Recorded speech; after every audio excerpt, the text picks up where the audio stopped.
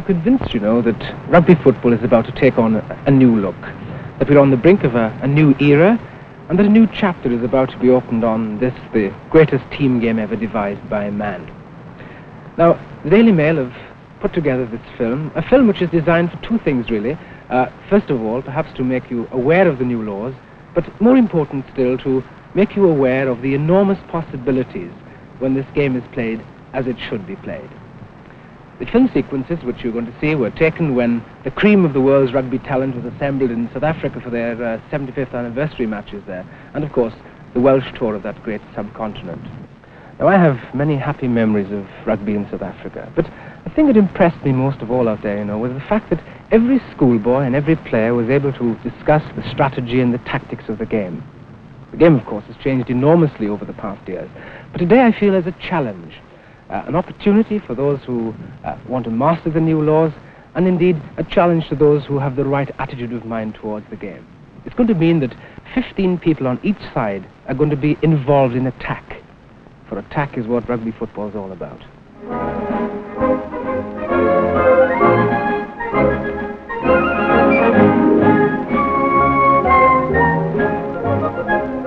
A new look at rugby? Not quite.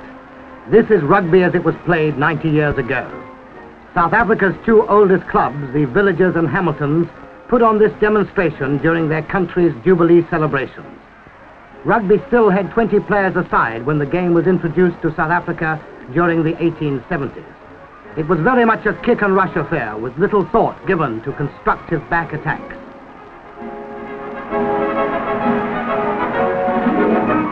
I think one of the most significant features of the film you are to see is the vital part now played by forwards in attack. They are no longer just slaves who get the ball for the backs. In fact, we have returned to the state of rugby equality of the last century, and soon it might be as difficult to distinguish forwards from backs as then.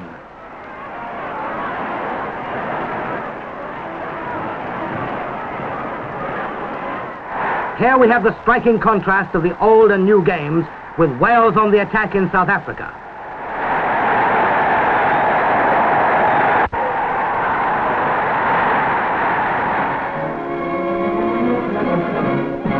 It can now be an advantage to throw direct to the scrum half from a line-out. Now we see the same move. The Welsh scrum half, Alan Lewis, decides to run, supported by his forwards.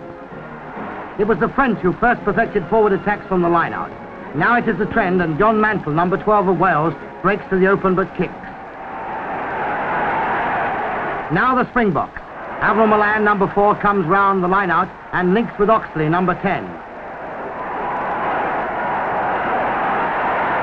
Here Hopwood taps to Avril Milan, who is supported by Dupre and Stewart.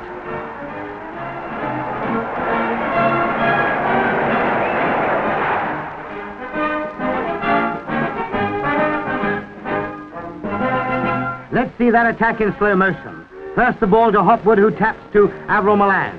He bounds freely downfield. Barring the way of this 16-stone forward is little 10-stone fly-half David Watkins. Milan smashes aside an attempted tackle by Watkins and passes only when held by Pass, number 7. Then Dupre, number 6, takes over and almost reaches the line before passing to Stewart. Another line-out attack. Price misses the ball and Carlos, number 5, goes through the middle, supported by Bedford, number 7. Now let's see that again from another angle.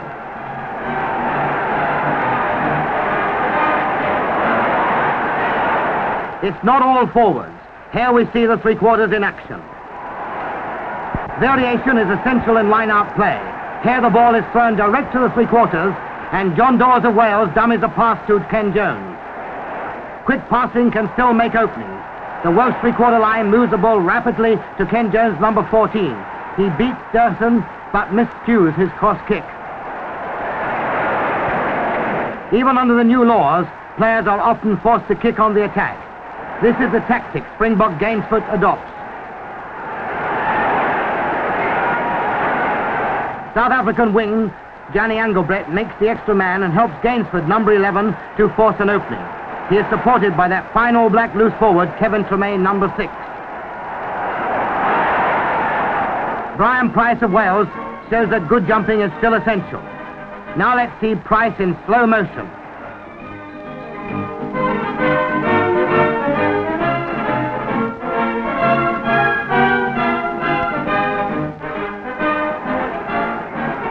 As backs are now forced to stand 10 yards behind the line-out, it's worth using the blindside wing. Here we see how Springbok Dirksen links up.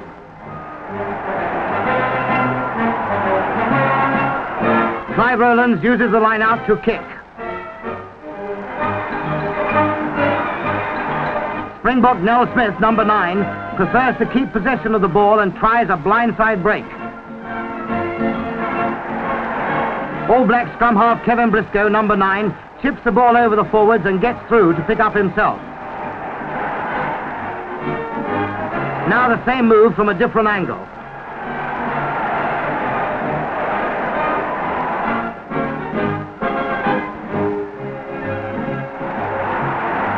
Law changes have drastically altered the scrums. Now it is possible to hook the ball direct through the feet of the props, and this tedious scene of the ball continually being put in and kicked out is no longer common. Statistics in South Africa prove the ball now goes in first time every other scrum. This has meant that props who attempted to intimidate opponents can no longer dominate. With wing forwards restricted, backs have more room to maneuver, and so it is easier for the blindside wing to link direct with his fly half. A scrum near the post encourages Gainsford, number 11, to go through by himself.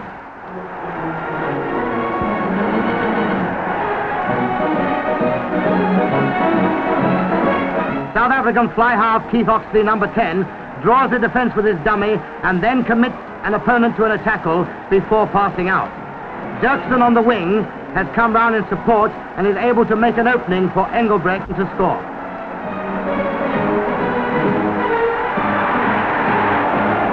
Nowadays, forwards cannot break forward while the ball is still in the scrum.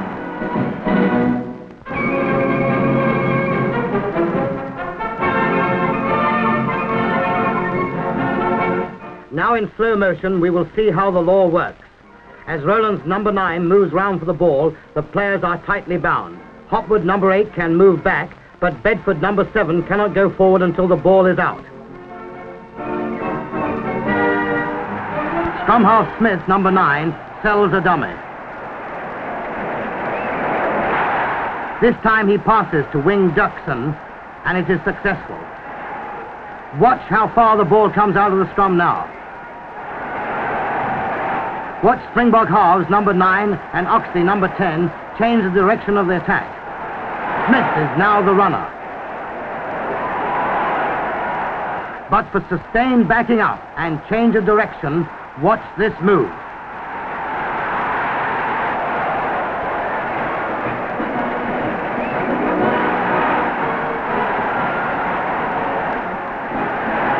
Now in slow motion. After the Springbok halves have handled, wing Engelbrek, number 14, comes in to make an extra man. When he is tackled, he turns to forward Bedford, number 7, who takes a one-handed pass. He is also caught, but manages to pass to Oxley, number 10, who has rejoined the attack. He links with centre Stewart, who then passes inside to Gainsford. At last an opening, and through goes Gainsford, number 12. Lock forward at number 4, Milan, is up to carry on and almost reaches the Welsh line.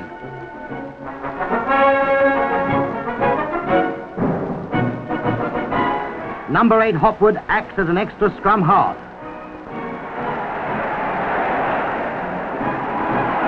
Now the blindside wing is used in an attack from the scrum. Even great fly halves like Oxley sometimes falter.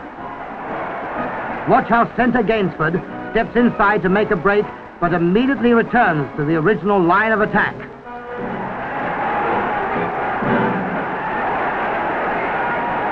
Wales show how to kick effectively in attack and follow up in strength.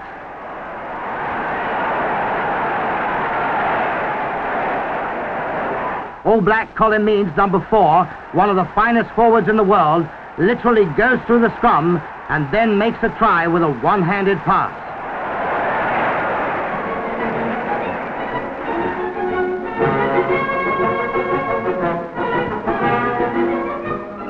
As you can see, even Keith Oxley fails.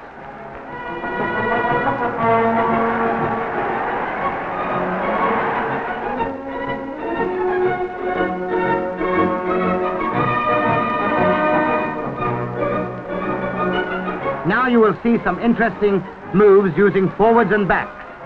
Watch how the All Black flanker, Kevin Tremaine, number 6, shows how forwards can sustain backline attacks. Another great All Black, Don Clark, number 15, counterattacks from his own line.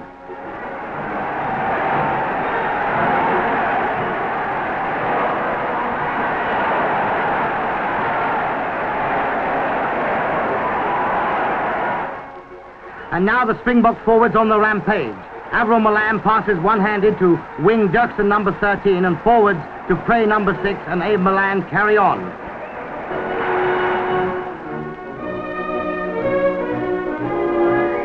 Here's proof that rugby now needs 15 footballers, apart from specialist runners like Engelbeck, number 14, who is seen making a delightful run. Law changes have not diminished the importance of possession from the loose, as you can see here.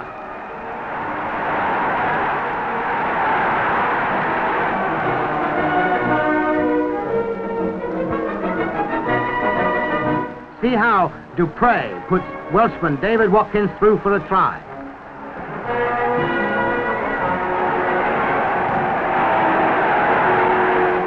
Gainsford, number 12, illustrates perfectly how to accelerate when taking a pass. Another fine study of the South African wing, Johnny Engelbrek, number 14. Watch how he makes an opening almost from nothing.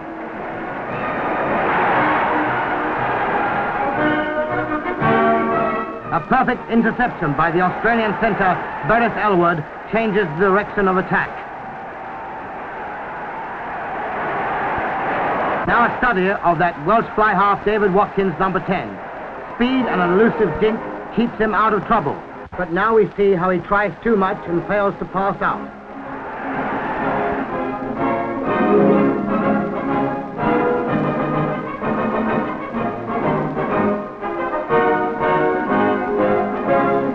Yes, a frightening sight.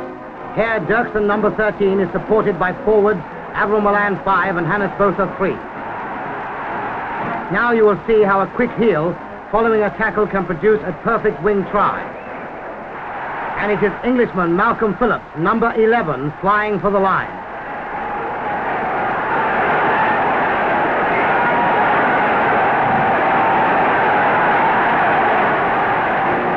Welsh centres Keith Bradshaw, 12, and John Dawes, 13, try a scissors. First, Keith Bradshaw tries a drop goal, followed by an attempt from David Watkins. Here is mighty Don Clark kicking from the touchline, followed by Keith Oxley, the Springbok ace. Now watch how a fullback should fall on the ball. And finally, Don Clark adds yet another goal to his impressive record. Subtropical Durban was the scene in May 1964 for one of the most humiliating rugby defeats in history for Wales. They were crushed 24 points to 3 by South Africa, and a couple of hundred supporters from the valleys had travelled to see them. In a dull defensive first half, the Springboks were restricted to a penalty goal kicked by their fly half, Keith Oxley, number 10.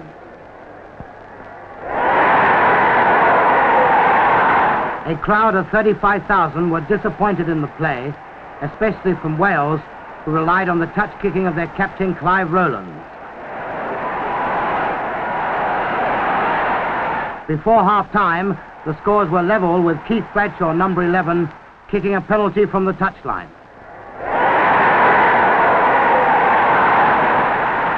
South Africa were always the more enterprising, and scrum half Nellie Smith outstanding.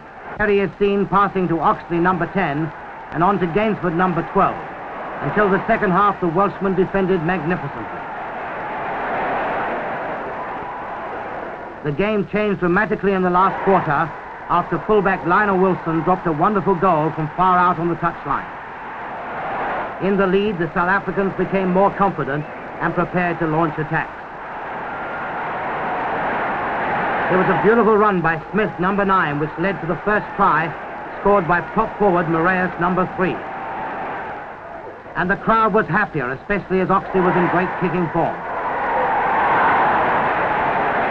As the Welshman began to tire, the Springboks quickened the tempo. At last, it really looked like the first international to be played under the new laws.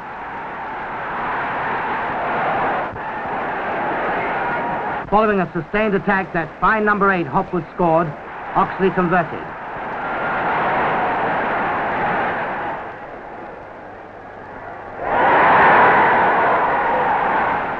Wales cracked badly under the late Springbok onslaught, which produced 19 points in 20 minutes. And the final try went to that brilliant scrum half, Smith. Oxley again converted.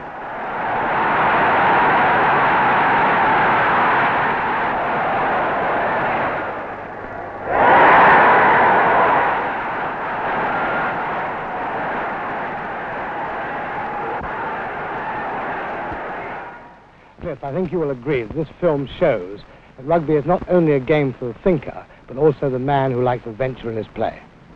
The beauty of the game, of course, particularly under the new laws, is the fact that every player, whether he be an international player or an ordinary club player, is going to get maximum satisfaction and enjoyment out of the game.